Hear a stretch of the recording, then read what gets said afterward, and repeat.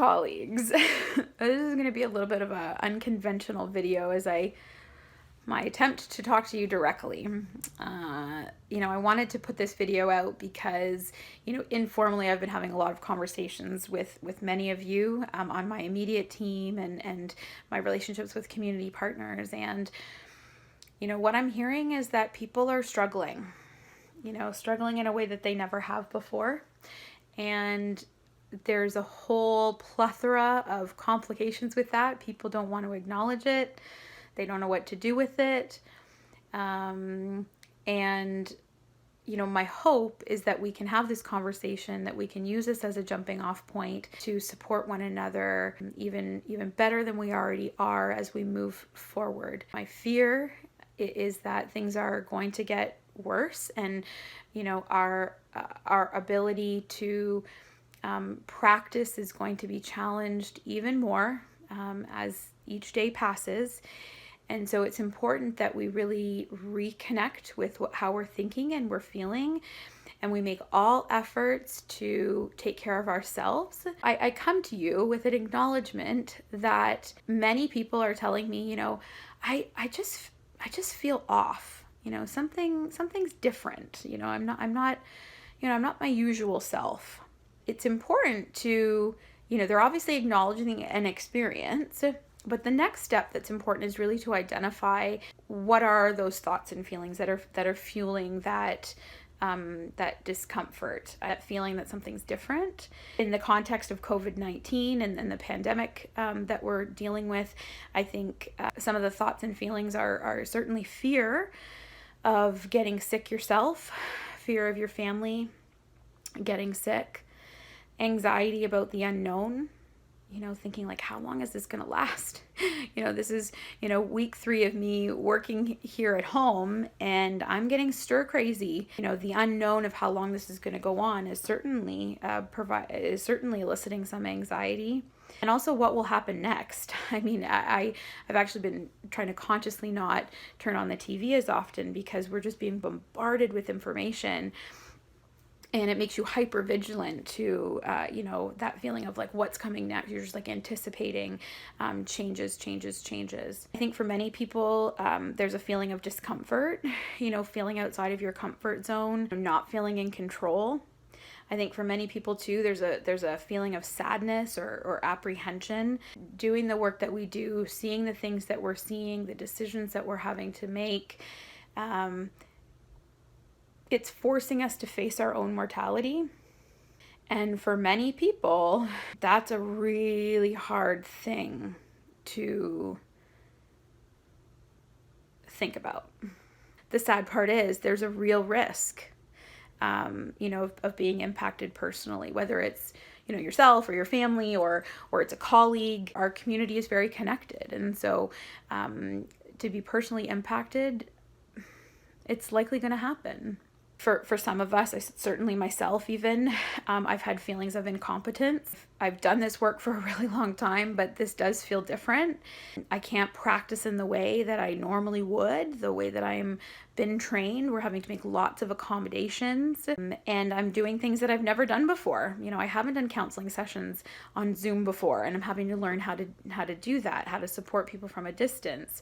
There are times where I question, am I doing this right? And I think, even for some, and I felt like this too, perhaps even feeling like a failure. I said to a friend the other day, I'm a social worker. I'm trained to be able to tell people how to manage their feelings and how to not become overwhelmed, to take back that control.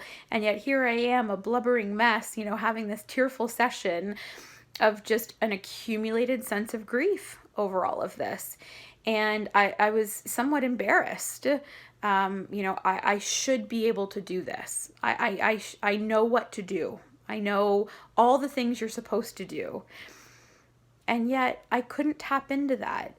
And I have to remember that it wasn't the failure piece, but that's how I was making sense of it. We just don't want to be perceived, I think, by our colleagues as not being up for the job, up for the challenge. We don't want our competence to be questioned. And so we can sometimes be more tight-lipped about how we're doing because we don't want to be perceived as inadequate. I think what's really important, folks, is to not only acknowledge the experience, identify the thoughts and feelings we're having, but to get some validation. I was watching a recent video, and it was a physician in New York, and he's been practicing in hospice palliative care for quite some time. And he said, I've dealt with my feelings of my own mortality, do this work day in and day out. I love this work. I don't want to die, but I fear I may.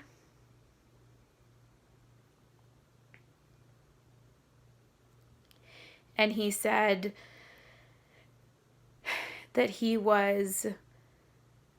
felt like it was important to him to get up and to keep going to work and supporting patients on the front line, that's what he was trained to do, that's what he wanted to do.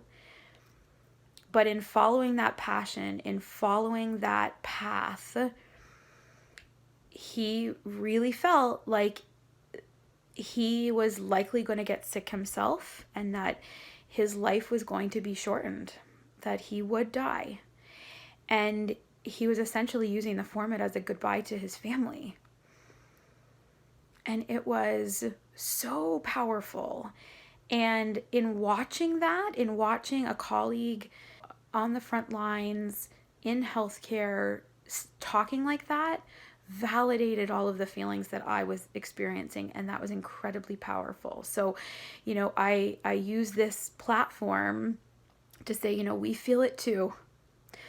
I can almost guarantee that if you talk with your colleagues, if you can get an authentic response from them, they're feeling it too. And remember that whatever and however you're feeling is okay. I know that sounds cliche, but it is okay. Some of the helpful strategies to manage, because we're all thinking like, okay, Natalie, yeah, we know what we're feeling. We know it's frustration. We know it's angry. We know it's sadness, but now what? It's very powerful that we're just acknowledging it, right? By simply acknowledging and naming it, right? Like, oh yeah, I know what this feeling is, right? That pit in my stomach feeling, that's actually fear. Or that's actually despair, because I just actually had to watch a family say goodbye to their dad from the window. And that feels crappy. And I'm deeply saddened.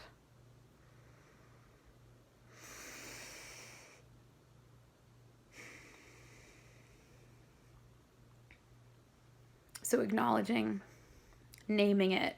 It's the therapeutic principle that if we name it, we can somehow manage it.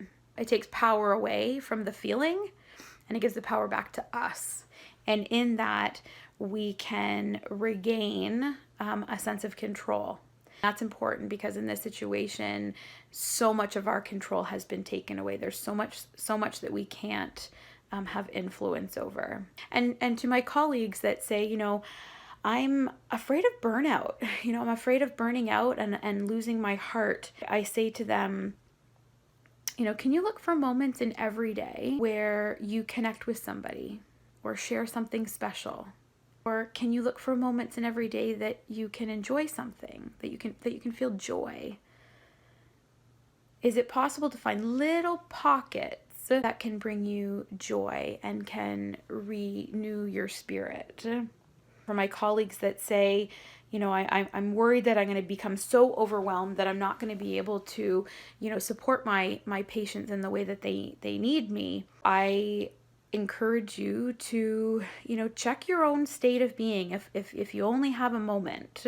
And remember that whatever your own state, whatever these feelings are, they're an important part of the human condition. And I challenge you, can you accept them?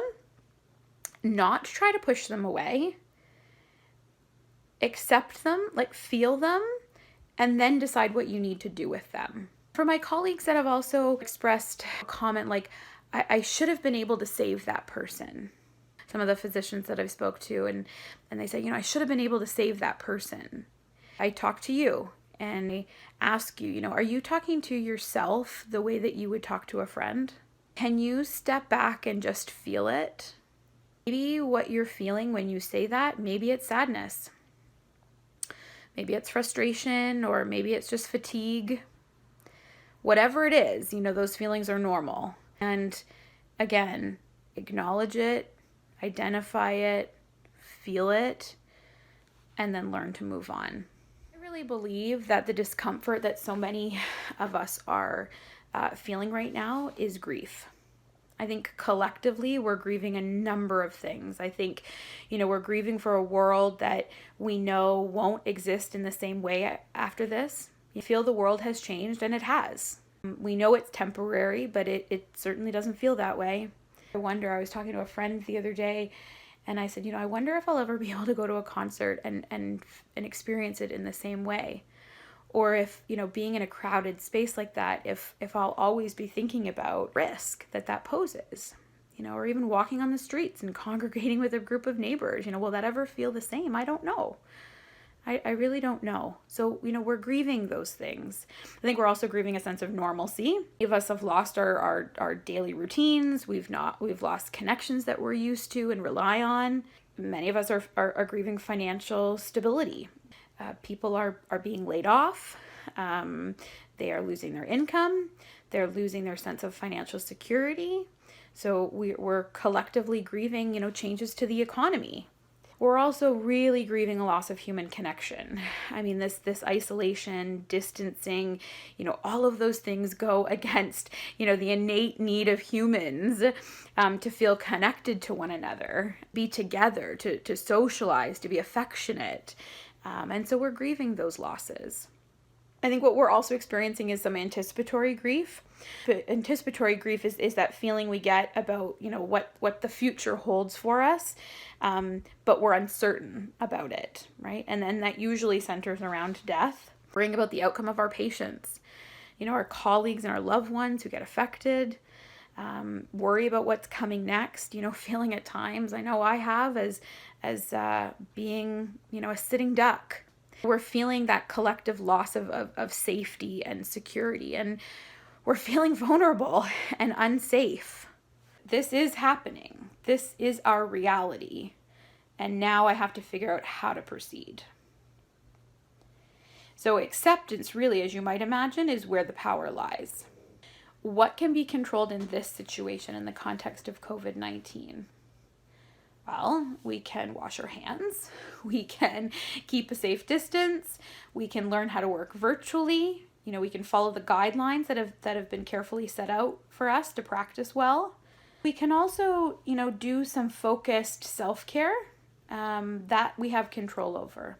So when you're feeling really overwhelmed, when you feel like you're just spinning, when you feel like you're disconnected from yourself and your environment, find a way to ground yourself through the 5-5-5 technique. In that moment, think about 5 things that you see, 5 things that you hear, and 5 things that you feel. For example, 5 things in this room. It's that simple. Breathe and realize that in this present moment, nothing I've anticipated has happened. In this moment, I'm okay. Belly breathing is something that I teach even young children to do, right? It's just really connecting back with your body. So I encourage you to try and put, one hand on your belly and one on your chest.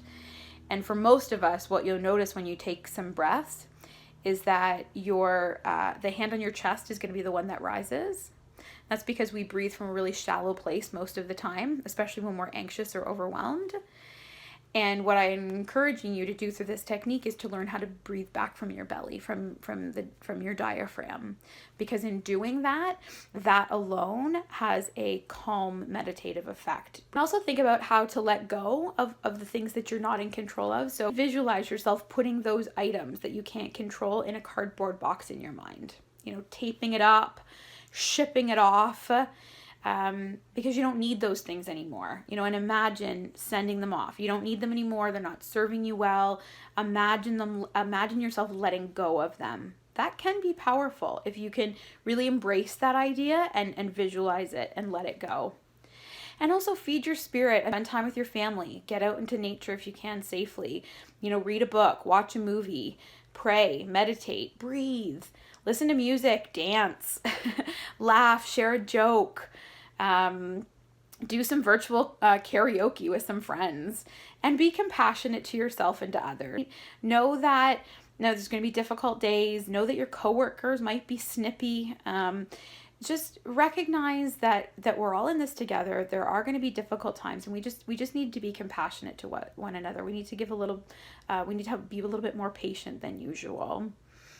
And again, when you name it and you feel it and it moves through you, that's the healing piece. A mentor of mine once told me when I was going through graduate school, she says to me, Natalie, feelings are meant to be expressed. Emotions need motions. And that sticks with me. I think that's so powerful. Perhaps it'll be more palatable for you if you consider it your job to feel your emotions. Your work is to feel your sadness and your fear and your anger. Fighting the feeling doesn't help because your body is producing it. It's a byproduct of your daily experience. If we allow ourselves the expression of feelings, the experience of feeling, we acknowledge the experience of having them, we name them, we can take back some control and become empowered. And in this way, we're not victims anymore. And that's a really powerful place when right now many of us are feeling victimized. Keep doing the amazing work you guys are doing. This is extraordinary times, and it really is, it's an honor to be in these positions. And I know that some of us may not feel that all the time, but this is amazing work. We're so privileged to be able to do this work.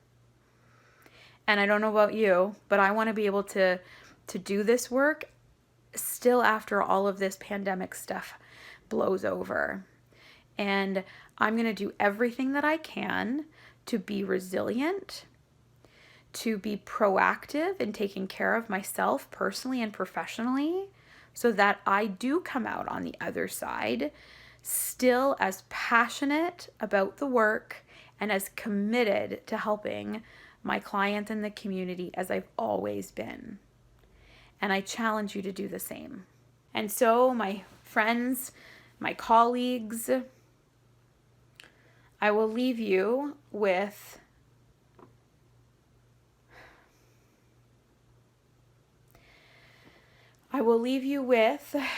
my blessing. May you be held in compassion. May you be safe and well, healed and protected. May your struggles, your suffering, and your fears be eased. And may you live with a compassionate and peaceful heart.